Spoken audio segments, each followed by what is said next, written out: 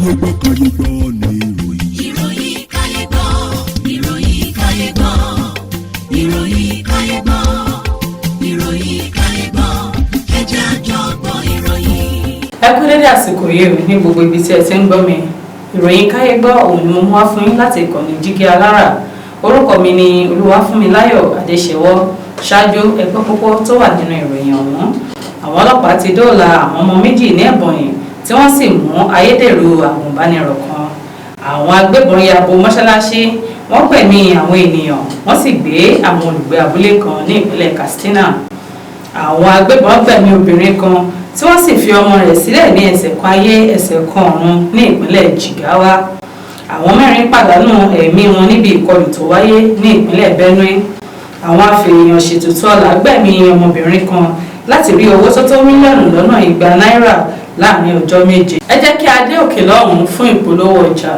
Tẹlifíṣàn kan àrà ọ̀tọ̀ tí aráyé fẹ́. Prison 24 TV láyé sọ. Àtúntò àrèrè pàkó yí bàbá mọ̀gánà àǹfààní ńlá ló wọlé tọ̀ wá wáyé o. Àǹfààní láti darapọ̀ mọ́ iléeṣẹ́ amóhùnmáwòrán àti rédíò orí ẹ̀rọ ayélujára kan nílẹ̀ yìí. Prison 24 TV Jígí Alára rédíò tó kalẹ̀ ká sílùú Ìbàdàn. Iléeṣẹ́ tẹlifíṣàn tí wọ́n mọ̀ mọ́ àwọn ètò àtàtà lóríṣiríṣi ni. Àǹfààní ńlá rèé o fún gbogbo ẹni tó ní ẹ̀bùn àti ọgbọ́n àtinúdá láti wá fi ẹ̀bùn tiyín náà hàn. Kẹ́yìn náà lè di ìlú mọ̀ọ́ká gbóhùnsáfẹ́fẹ́. Akọ́ṣẹ́mọṣẹ́ agbóhùnsáfẹ́fẹ́ lédè Yorùbá pọ́nbélé àti Gẹ̀ẹ́sì ni wọ́n ní. Tàbí akọ̀ròyìn àti akàròyìn eré ìdárayá àti bẹ́ẹ̀ bẹ́ẹ̀ lọ lédè Yorùbá àtèdè Gẹ̀ẹ́sì. Ayàwòrán cameraman. Aṣàwòrán pọ̀ editor. Onímọ̀ nípa ìwádìí ìtàn documentary researcher. Onímọ̀ nípa ìpolongo ọjà lójú òpó ayélujára. E-marketer àti akọ̀wé secretary. Àǹfààní tún wà fún ẹni tí ò tí ì máa gbóhùnsáfẹ́fẹ́ ya àwòrán so àwòrán pọ̀ àti bẹ́ẹ̀ bẹ́ẹ̀ lọ ṣùgbọ́n tó gbàgbọ́ wípé o lè kọ́ṣẹ́mọṣẹ́ lórí ẹ̀. Àwọn numbers wọ̀nyí ni kẹ́ ẹ pè fẹ́kúnrẹ́rẹ́ àlàyé o 0705 058 0241 àti 09039893895.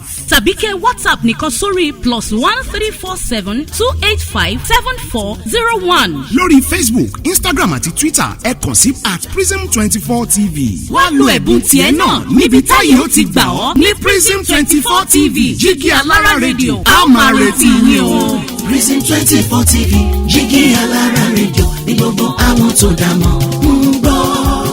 Prison 24 TV Jígí Alára rédíò ní gbogbo àwọn tó dámọ̀ ń sọ.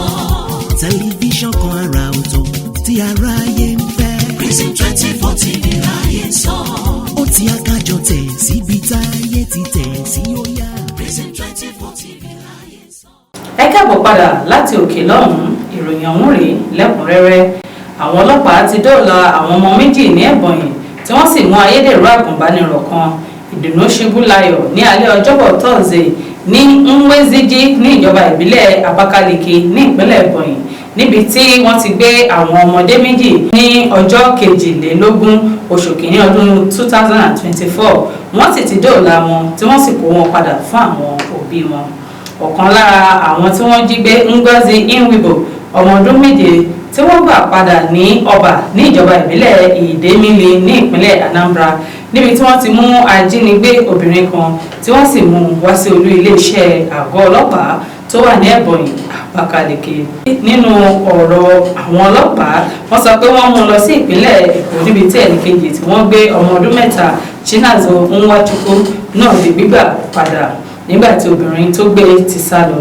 Àwọn òbí Chinaza Nwachukwu, ọ̀gbẹ́ni Simon Nwachukwu tí inú rẹ̀ dùn fi ìmúre rẹ̀ hàn sí Ọlọ́run fún àǹfààní tí ọmọ rẹ̀ ní láti gba òmìnira rẹ̀ padà.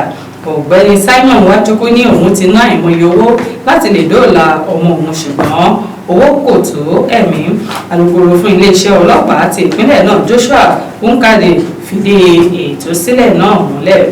Àwọn agbébọn ya bo mọ́ṣáláṣí, wọ́n gbẹ̀mí àwọn ènìyàn, wọ́n sì gbé àwọn olùgbé abúlé kan ní ìpínlẹ̀ Katsina.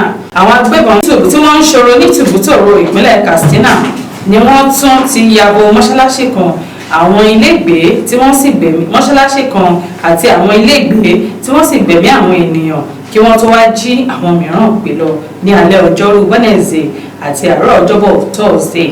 Ìṣẹ̀lẹ̀ láabi náà ló wáyé nígbà tí wọ́n kírun ìṣáì ní abúlé Yagoje ní ìjọba ìbílẹ̀ Kankara. Ìròyìn tó jáde ní àwọn agbébọn náà ló ya bo mọ́ṣáláṣí yìí tí wọ́n sì ń yìnbọn lákọlákọ mọ́ àwọn olùjọ́sìn. Àwọn ènìyàn méjì ló gbẹ̀mí mì lẹ́sẹ̀kẹsẹ̀ tí wọ́n sì yìnbọn mọ́ ẹnìkan nígbà tó ń gbìyànjú láti sá lọ. Ìkọlù náà ló gbẹ̀mí ènìyàn 4 tí ọ̀pọ̀lọpọ̀ sì farapa. Àwọn tó farapa náà ló ti wà ní ilé ìwòsàn kánkárá. Àwọn agbébọn náà ló sì gbé ọkùnrin kan àti àwọn obìnrin méjì ní abúlé náà lọ. Àwọn ọlọ́pàá kò tí ì sọ̀rọ̀ lórí ìṣẹ̀lẹ̀ náà. Àwọn agbébọn gbẹ̀mí obìnrin kan tí wọ́n sì fi ọmọ rẹ̀ sílẹ̀ ní ẹsẹ̀kan ayé ẹsẹ̀kan ọ̀run ní ìpínlẹ̀ Jigawa. Agbègbè kan ní Dutse ní ìpínlẹ̀ Jigawa ní nǹkan kò gbé fararọ ní ọjọ́bọ̀ Thursday lẹ́yìn tí wọ́n rí òkú obìnrin kan ẹni ọdún 57 Esther Adékànlá tí gbogbo ènìyàn mọ̀ sí Hadiza Nakowa. Olùgbé kan ní agbègbè náà ní Esther Adékànlá tí ó ń ta oúnjẹ ní àwọn gbìyànjú láti kàn sí ṣùgbọ́n tí gbogbo ìgbìyànjú wọn já sí pàbó. Ó ní ìṣẹ̀lẹ̀ náà ló wáyé ní ìrọ̀lẹ́ ọjọ́bọ̀ Thursday tí àwọn sì fi tó àwọn ọlọ́pàá létí. Agbẹnusọ fún iléeṣẹ́ ọlọ́pàá DSP Lawan Shizu Adam fi ìdí ìṣẹ̀lẹ̀ náà múlẹ̀. Ó ní àwọn ọ̀tẹlẹ̀múyẹ́ láti àgọ́ ọlọ́pàá Dutse ló lọ sí ibi ìṣẹ̀lẹ̀ náà tí wọ́n sì já ilẹ̀kùn wọnú yàrá rẹ̀ tí ó sì jẹ́ pé ìṣẹ̀lẹ̀ ńlá ni wọ́n bá gẹ́gẹ́ bí ó ṣe sọ. Ó ní òkú Esther Adékànlá ni àwọn rí nínú yàrá ìgbàlejò rẹ̀ pẹ̀lú àpá oríṣiríṣi ní orí àti ọrùn rẹ̀. Bákan náà ni ọmọ rẹ̀ obìnrin ọmọ ọdún 11 Christiana Michael wà láyé ṣùgbọ́n ẹsẹ̀kan ayé ẹsẹ̀kan ọ̀run ló wà nínú yàrá ìkẹ́rùsí pẹ̀lú àpá lóríṣiríṣi ní orí rẹ̀. Ó ní àwọn méjèèjì ni wọ́n gbé lọ sí ilé ìwòsàn Rasheed Sheko ní Teaching Hospital fún ìwòsàn tí dókítà sì ní Esther Adékọlá ti gbèkúrú jẹ lọ́wọ́ ẹ̀bọra tí wọ́n sì gbé òkú rẹ̀ lọ sí ilé ìgbókùsí Aminu Kano Teaching Hospital fún àyẹ̀wò. Kọmíṣánná ọlọ́pàá fún ìpínlẹ̀ náà AT Abdullahi ti wá sọ pé kí ìwádìí tó lóòrìn wà láti lè mú àwọn tó ṣiṣẹ́ láabi náà tí ó sì ní ẹni tí ìwà ìbàjẹ́ náà bá ṣí lé lórí yóò fi mú kàtà òfin. Àwọn 4 pàdánù ẹ̀mí wọn níbi ìkọlù tó wáyé ní ìpínlẹ̀ Benue. Kò dín ní ènìyàn 4 tó pàdánù ẹ̀mí wọn tí àwọn mìíràn sì farapa nígbà tí àwọn ikọ̀ agbésùnmọ̀mí ya bo agbègbè Ikobi ní ìjọba ìbílẹ̀ Apa ní ìpínlẹ̀ Benue. Ẹnìkan tí ìṣẹ̀lẹ̀ náà ṣojú rẹ̀ Ọ̀gbẹ́ni Ahmadu ló fi èyí léde fún àwọn oníròyìn ní ọjọ́bọ̀ Thursday. Ní ìṣẹ̀lẹ̀ náà ló wáyé ní alẹ́ gẹ́gẹ́ bí ó ṣe sọ. Àwọn ẹrú ikú náà ló ya bo agbègbè náà ṣùgbọ́n tí àwọn ọmọ ológun lé wọn lọ tí wọ́n sì lọ gba odi ìlú náà wọlé padà. Wọ́n gbẹ̀mí ènìyàn 4 tí àwọn mìíràn sì farapa. Ó ní agbègbè náà ló kún fún òkè èyí sì fún wọn ní àǹfààní láti lè jí àwọn ènìyàn gbé tí àwọn kò sì mọ ibi tí wọ́n gbé wọn lọ. Àwọn darandaran tí wọ́n yí agbègbè náà ká pẹ̀lú àwọn màálù wọn ni wọ́n kó àwọn jagunjagun wọn sílẹ̀ láti dojúkọ àwọn ènìyàn láìròtẹ́lẹ̀. Ní ọdún tó kọjá ní ìkọlù báyìí wáyé kí ó tó tún wá ṣẹlẹ̀ báyìí. Agbẹjọ́rò Eche Akpoko alága fún Apa Development Association fi ìdí rẹ̀ múlẹ̀ pé ènìyàn 4 ni wọ́n ti rí òkú wọn nígbà tí wọ́n ń bá alukoro fún iléeṣẹ́ ọlọ́pàá ní ìpínlẹ̀ náà sọ̀rọ̀. SP Catherine Anene sọ pé òun kò ní ọ̀rọ̀ láti sọ lórí ìṣẹ̀lẹ̀ náà. Àwọn afẹ́yàn ṣètùtù ọ̀la gbẹ̀mí ọmọbìnrin kan láti rí owó tó tó mílíọ̀nù lọ́nà 200 náírà láàrin ọjọ́ 7. Iléeṣẹ́ ọlọ́pàá ti ìpínlẹ̀ Ògùn ti kọlu ikọ̀ ẹlẹ́ni 7 kan tí wọ́n jingiri nínú títa ẹ̀yà ara ènìyàn fún ètùtù ọ̀la.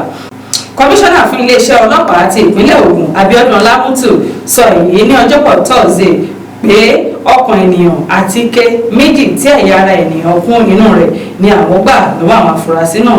Àwọn tí wọ́n mú náà ni Moses Abídèmí Olúwo Monday, Prophet Peter Akínwùmí Ifátósìn, Jamiu Yusuf, Sheriff Agbaye àti Osojame Aliomẹtora.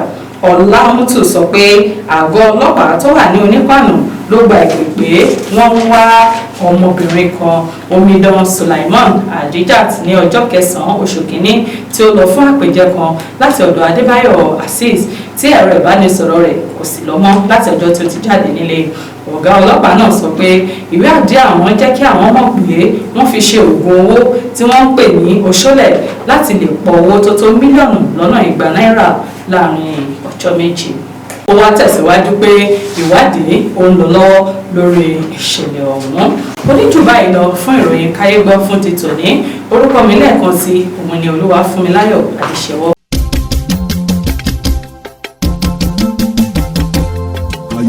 Kayegbo ni ìròyìn. ìròyìn Kayegbo, ìròyìn Kayegbo, ìròyìn Kayegbo, ìròyìn